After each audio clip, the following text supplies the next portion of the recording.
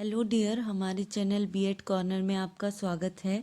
तो आज मैं आपके लिए लेके आई हूँ एक आदर्श पाठ योजना जो हमारे जीव विज्ञान विषय से संबंधित है।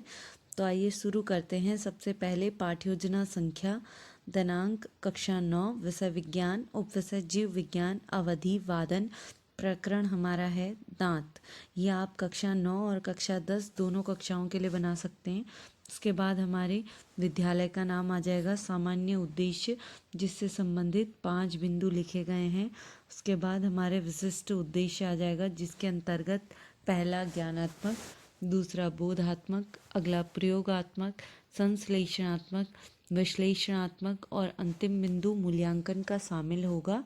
उसके बाद हमारी शिक्षण सहायक सामग्री आ जाएगी, जिसके अंतर्गत चौक, डस्टर, चार्ट आदि चीज़ें शामिल होंगी। पूर्व ज्ञान, छात्र दांत के बारे में सामान्य जानकारी रखते हैं। प्रस्तावना प्रश्न, पहला प्रश्न, हम भूख लगने पर क्या करते हैं? तो उत्तर हो जाएगा भोजन खाते हैं। दूसरा, हम भोजन किस अंग द्वारा ग्रहण करते हैं? तो बच्चे उत्तर करेंगे मुंह द्वारा। तीसरा, हमारे मुंह के अंदर कौन कौन से भाग होते हैं? तो बच्चे उत्तर करेंगे दांत, जीभ, मसूड़े, जबड़ा आदि। अगला प्रश्न, हमारे मसूड़े में क्या लगे होते हैं? तो बच्चों का उत्तर रहेगा दांत। अगला प्रश्न और अंतिम प्रश्न होगा, दांतों से आप क्या समझते हैं? तो ये बच्चों के लिए समस्यात्मक प्रश्न होगा, जिसका उत्तर अस्पष्ट रहेगा।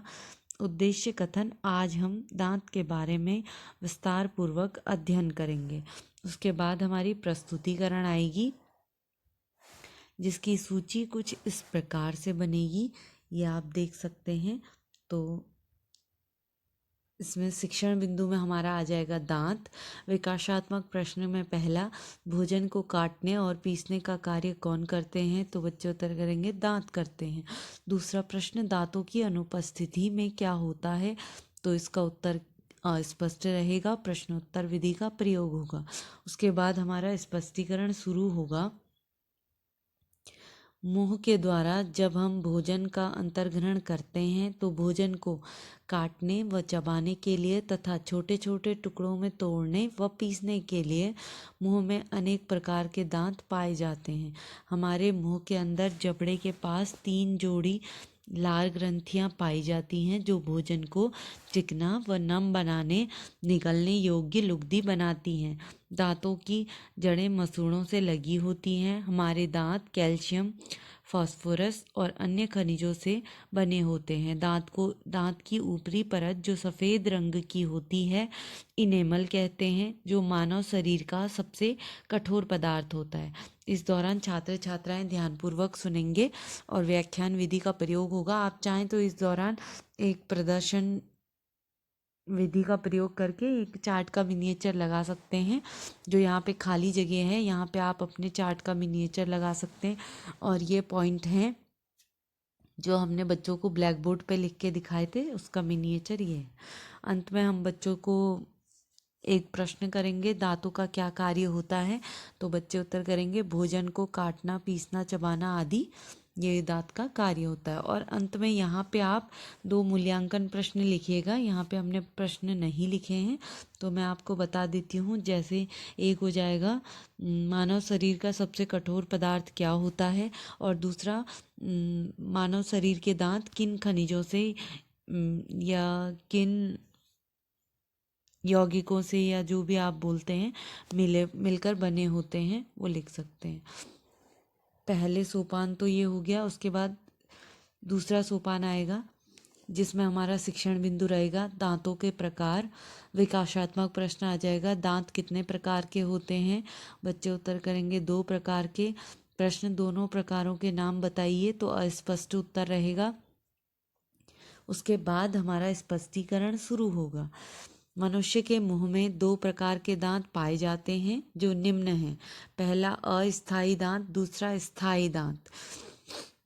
अस्थायी दांत में शिशु के जन्म के 7 माह बाद उसके मुंह में दांत आना प्रारंभ हो जाते हैं, जो 8 से 10 वर्ष तक की आयु में गिर जाते हैं, अस्थायी दांत कहलाते हैं। उसी प्रकार से स्थायी दांत के गिरने के बाद उनके स्थान पर अस्थायी दांत के गिरने के बाद उनके स्थान पर स्थायी दांत निकलते हैं जो जीवन भर बने रहते हैं, परंतु वृद्धावस्था में ये प्रायः गिर जाते हैं। ये 4 प्रकार के होते हैं। ये हो जाएगा। छात्र छात्राएं ध्यानपूर्वक सुनेंगे। आप चाहें तो यहाँ पे मिनिएचर लगा सकते हैं। यह हमारे ब्लैक बोर्ड का मिनिएचर है जिसमें हमने 2 प्रकार के दांत और उनकी कुछ विशेषता लिखी है। उसके बाद हमारा प्रश्न आएगा, स्थायी दांत कितने प्रकार के होते हैं? तो 4 प्रकार के होते हैं। प्रश्नोत्तर विधि का प्रयोग। यहाँ पे मूल्यांकन प्रश्न लिखिएगा। पहला प्रश्न हो जाएगा कि अस्थायी दांत कितने माह से निकलने शुरू होते हैं, और अस्थायी दांतों के गिरने के बाद वहाँ पे कौन से प्रकार के दांत आ जाते हैं। तो ये हो जाएगा। अंतिम सोपान आएगा हमारा, जिसका शिक्षण बिंदु रहेगा स्थायी दांत के प्रकार। विकासात्मक प्रश्न, स्थायी दांत किसे कहते हैं? जो अस्थायी दांतों के स्थान पर आते हैं अस्थायी दांत कहलाते हैं। उसके बाद स्थायी दांत के 4 प्रकार कौन से हैं? अस्पष्ट उत्तर। उसके बाद हमारा स्पष्टीकरण शुरू होगा। स्थायी दांत के 4 प्रकार निम्न हैं। पहला कृंतक, दूसरा रत्नक, तीसरा चवर्णक और चौथा अग्रचवर्णक। पहला कृंतक में आ जाएगा, इनकी संख्या 8 होती है। ये भोजन को काटने का काम करते हैं। दूसरा रत्नक, इनकी संख्या 4 होती है। ये भोजन को फाड़ने का काम करते हैं। अग्रचवर्णक, इनकी संख्या 8 होती है।